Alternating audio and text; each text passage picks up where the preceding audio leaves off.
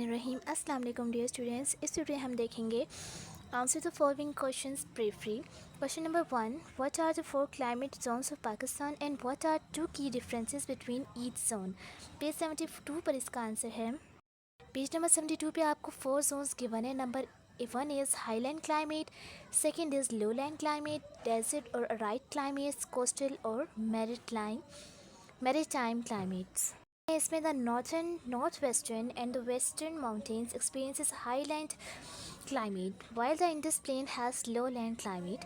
First difference यहाँ से यहाँ तक आप करेंगे. This is the first key difference.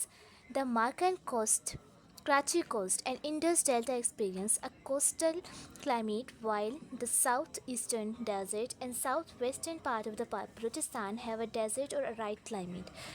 Second one is this difference. And however, within each climate zone, there can be great variations in rainfall, temperature, and humidity. For example, the northern highlands receive more rainfall than the western highlands, even though they are in the same climate zones. So यहाँ तक ये third difference आता है. आपको सिर्फ 2 difference का बताया, तो आप लोग 2 डिफरेंस कर लें, ठीक है. सो फर्स्ट डिफरेंस में है, कहते हैं कि northern and western mountains experience highland climate. Northern and western के जो हमारे पास माउंटेन्स हैं वो हाई लैंड क्लाइमेट्स के ऊपर पाए जाते हैं, ठीक है. Like while the Indus plains have a low land climates, कि लो लैंड क्लाइमेट्स का जो जोन है इसके अंदर इंडस प्लेन का एरिया पाया जाता है. उसके अलावा हाई लैंड क्लाइमेट्स के अंदर वेस्टर्न एंड नॉर्थ वेस्टर्न के माउंटेन्स पाए जाते हैं, ठीक है. Second difference is the Makran coast, Karachi coast and Indus delta experience a coastal climate. अब यहाँ पर कोस्टल क्लाइमेट, ये कोस्टल क्लाइमेट वाला एरिया है. इसके अंदर आपको Makran coast, Karachi coast, Indus delta experience करने को मिलेंगे. जबकि south western desert and south western part of Balochistan have a desert और अ राइट क्लाइमेट, ठीक है.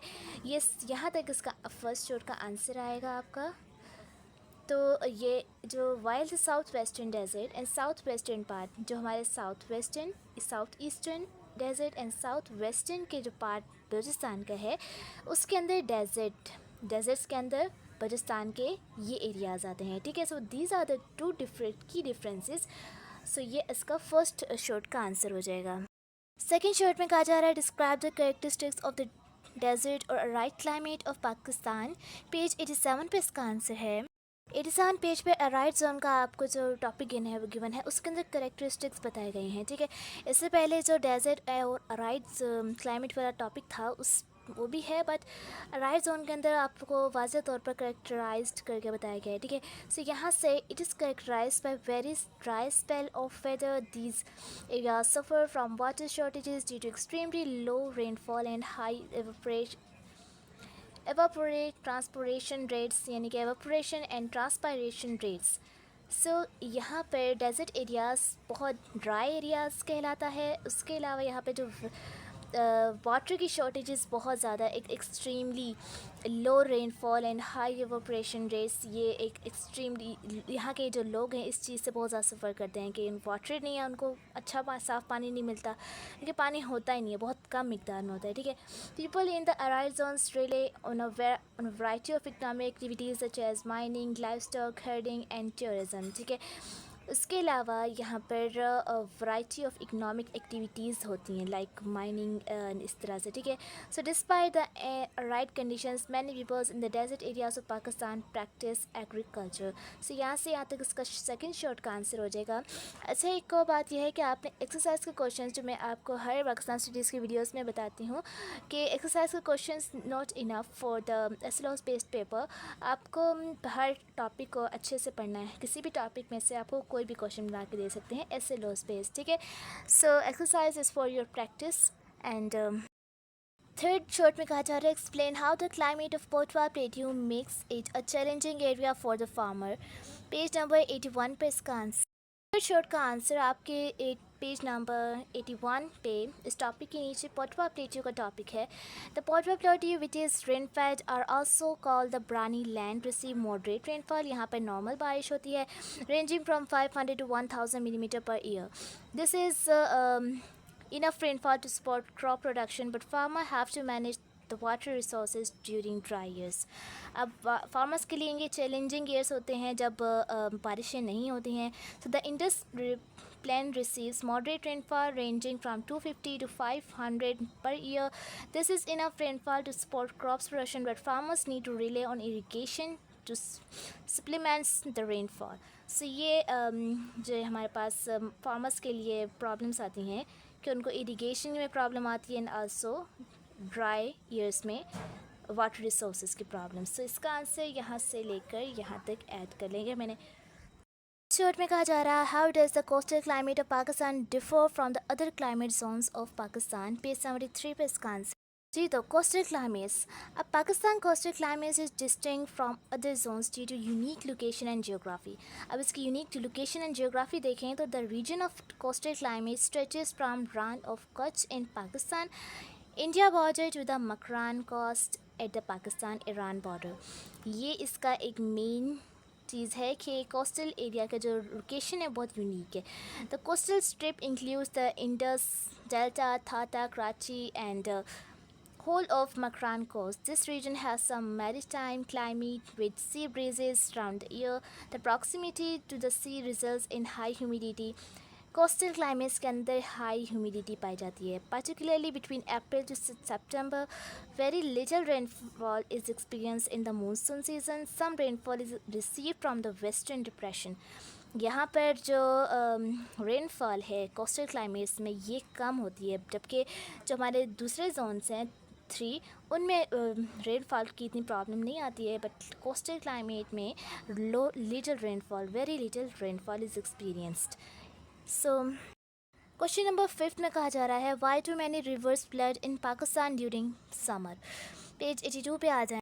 82 पे आपको नेचुरल फैक्टर्स पहले बताएं, फिर उसके बाद ह्यूमन फैक्टर्स, कि ये सब रीजंस है जिसकी वजह से रिवर के अंदर रिवर फ्लड्स आते हैं पाकिस्तान में. समर में ही आते हैं बिकॉज विंटर्स में तो फ्लड नहीं आ सकता. सो समर में हमेशा फ्लड वगैरह आते हैं. तो यहाँ पर पहले है record breaking rainfall such as इतना, और इसके अलावा ये सब आपको बताया गया है. ठीक है. पार्ट में कहा जा रहा है how does the yearly distribution of rainfall and temperature vary between Karachi and Lahore. Page 74 and 75 पर. 74 पे जो आपको टेम्परेचर का टॉपिक गिवन है उसके नीचे थर्ड लाइन से the region includes Islamabad, the major city of Lahore, southern Pakistan is the hottest region of Pakistan. अब यहाँ पे लाहौर के बारे में है तो यहाँ से लाहौर का स्टार हो रहा है. द इस्लामाबाद भी इस तरह इसी में आता है, बट लाहौर के बारे में आपने बताना है. The major city of Lahore, southern Pakistan is the hottest region of Pakistan with average temperature ranging from 28 centigrade in the summer to 18 centigrade in the winter. The region is home to the